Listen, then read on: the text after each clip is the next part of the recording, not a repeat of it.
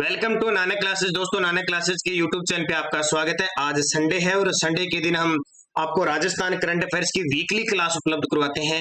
तो 25 जुलाई से लेकर आज 31 जुलाई 2022 की जितने भी वीकली हमने पढ़ा पिछले सप्ताह में, उसका एक टेस्ट के माध्यम से आपको ये उपलब्ध करवाया जा रहा है। तो स्टार्ट करें उससे पहले सभी विद्यार्थियों को श्रावण शुक्ल तीज की, यानी जिसको हम कहते हैं श्रावणी तीज, हरियाली तीज और छोटी तीज की सभी विद्यार्थियों को हार्दिक शुभकामनाएं।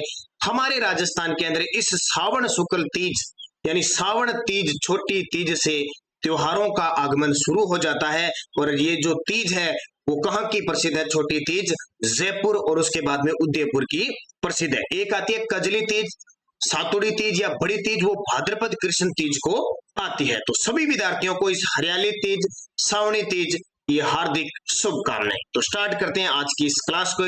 सभी विद्यार्थियों को गुड मॉर्निंग। पहले प्रश्न देखिए, सिर्फ मैं क्वेश्चन बोलूंगा, उसका आंसर आप देते रहना कमेंट में, ताकि पिछले सप्ताह में आपने जो भी पढ़ा वो आपको क्लियर हो जाए। प्रदेश की पहली ग्राम पंचायत जहां बिजली की संपूर्ण लाइनें अंडरग्राउंड भूमिगत बिछाई गई है, यानी अंडरग्राउंड का मतलब क्या है? भूमि के अंदर बिछाई गई है, यानी ऊपर जो खंभों वगैरह पे तार जो थे, जो लटके रहते थे और थे, वो समस्या का झंझट खत्म हो चुका है और संपूर्ण लाइनें उस ग्राम पंचायत में भूमिगत बिछाई जा चुकी है। उसका जवाब सभी विद्यार्थियों के आने लगे, मांडल भीलवाड़ा। सभी विद्यार्थियों को बताता हूं, ये क्लास रिकॉर्ड होती है पहले, उसके बाद में प्रीमियर के माध्यम से आपको दी जाती है, ताकि आपको कमेंट करने का मौका मिल जाए। कचबली राजमंद राजस्थान की पहली ग्राम पंचायत बनी थी जो शराब मुक्त बनी थी।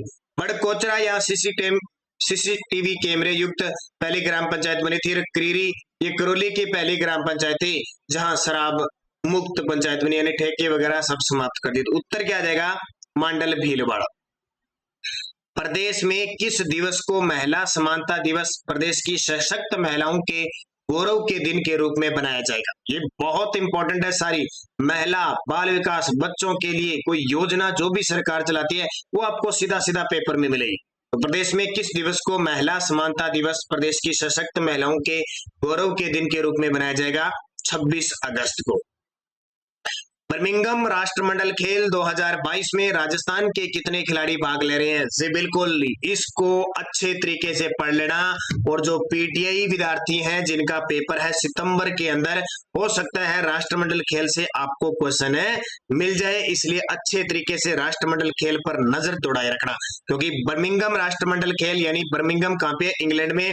और खेल शुरुआत हो चुकी है और सबसे पहला गोल्ड जो जीता है ताजा अपडेट के साथ, मीराबाई चानू ने भारोत्तोलन के अंदर पहला गोल्ड भारत को दिला दिया है। तो ये बहुत अच्छी बात है। किसने? मीराबाई चानू, जो मणिपुर की। आपसे पूछे बर्मिंघम इस राष्ट्रमंडल खेल में सबसे पहला पदक किसने जीता है?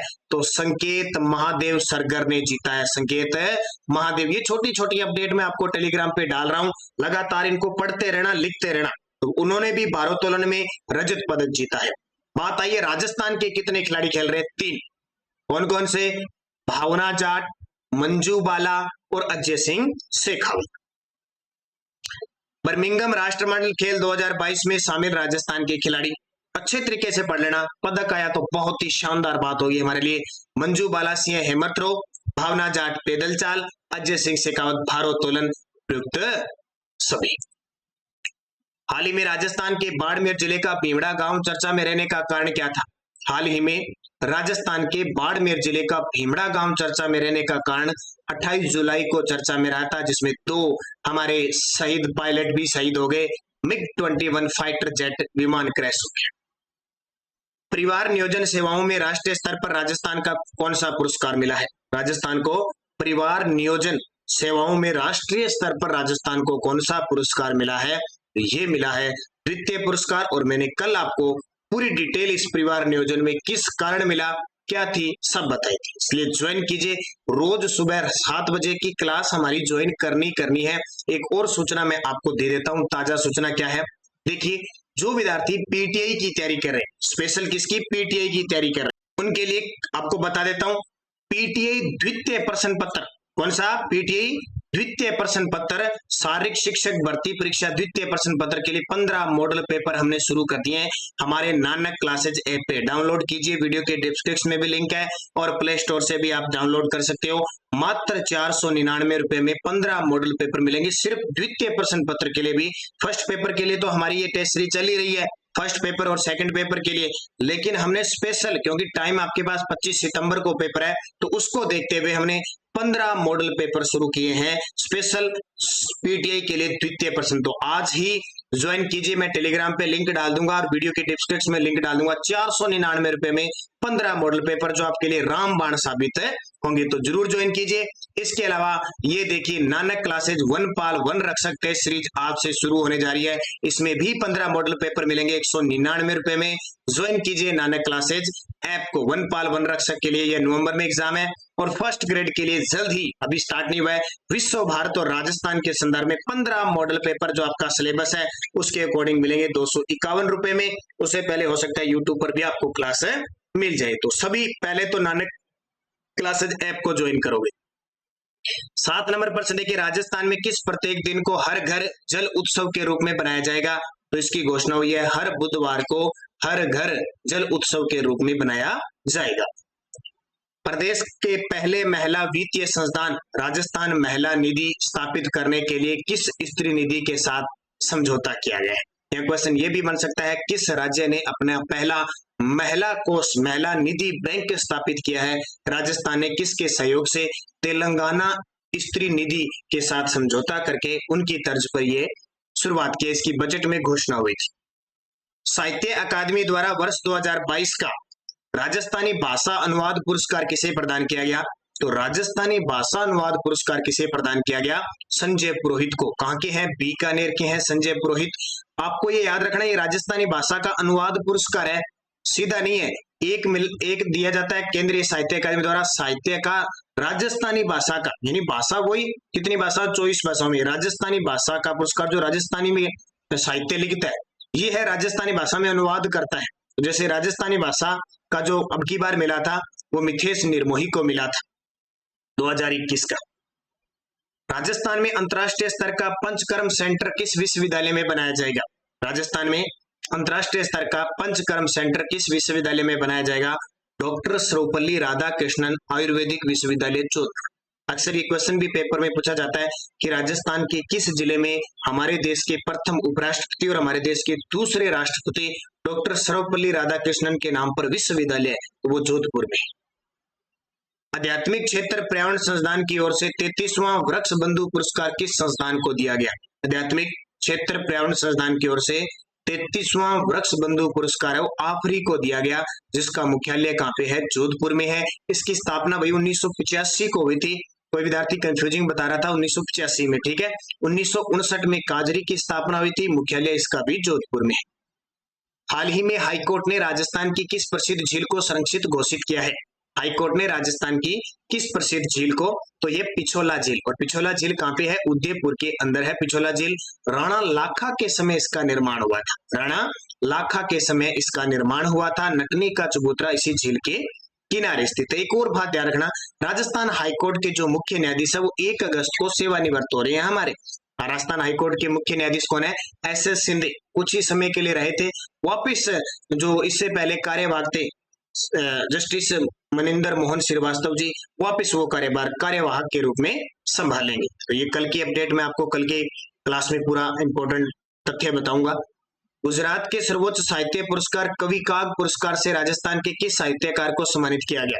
गुजरात के सर्वोच्च साहित्य पुरस्कार कवि काग पुरस्कार से राजस्थान के किस साहित्यकार को सम्मानित किया गया? तो कल ही मैंने बाड़मेर जिले की बात की थी, बाड़मेर के नाहर सिंह जसोल।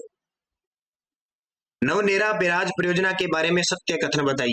नवनेरा बैराज परियोजना, और हो सकता है आज या कल आपको जुलाई महीने के पूरे टॉप क्या जितने भी जुलाई महीने के करंट अफेयर्स के क्वेश्चन बनते हैं वो सारे उपलब्ध हो जाएंगे। उसके बाद में आपको PDF में मिल जाएगी। नवनेरा बैराज परियोजना के बारे में सत्य कथन बताइए। यह परियोजना पूर्वी राजस्थान नहर परियोजना का हिस्सा है, बिल्कुल।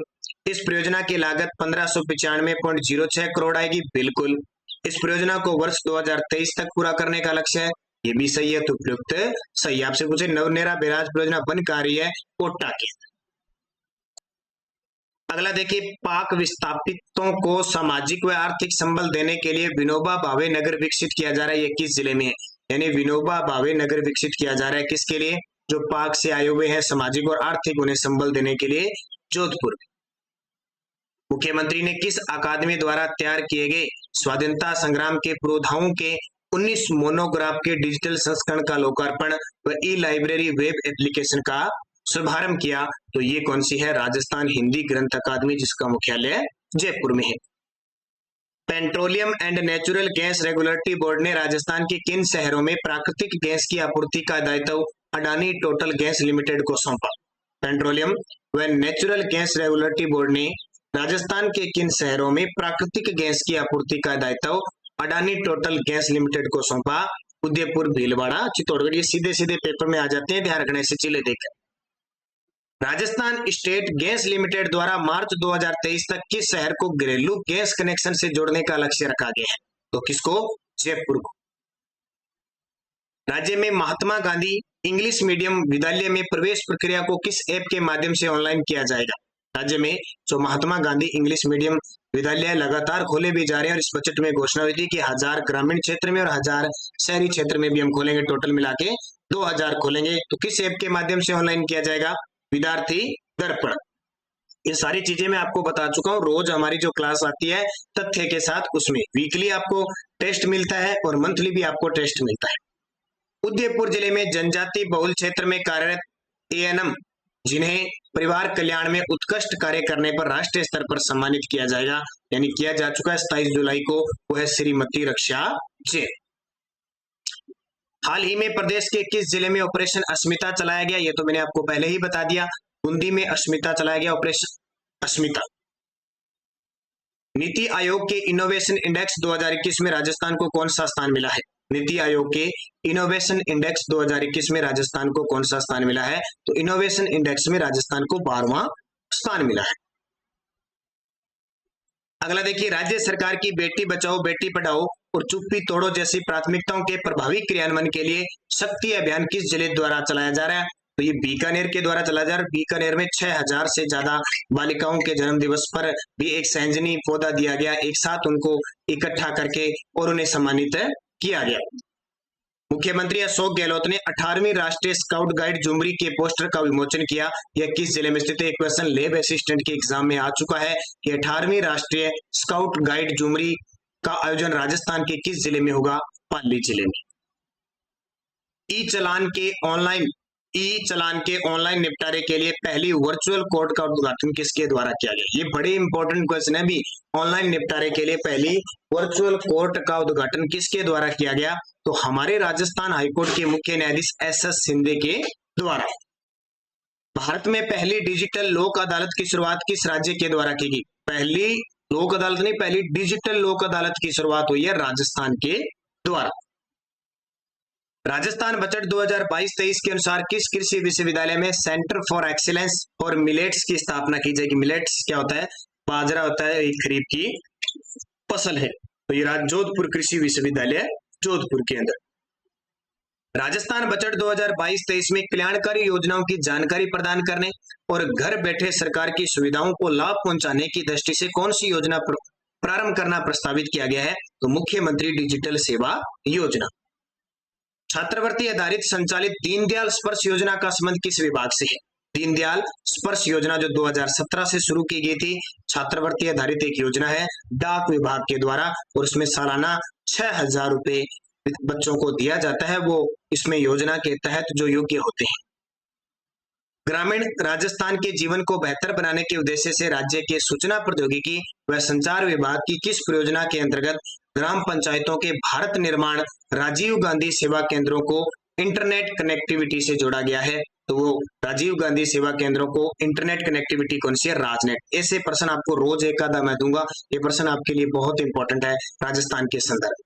तो ये थे हमने पिछले सप्ताह में जो भी पढ़े उसका एक टेस्ट के माध्यम से आपको रिवीजन करवा दिया, क्योंकि हम लगातार पढ़ते तो रहते हैं, पढ़ते खूब होते हैं, बहुत सारी चीजें पढ़ते हैं, जब तक उनका हम टेस्ट नहीं देंगे हमें पता नहीं चलेगा हमारी तैयारी का।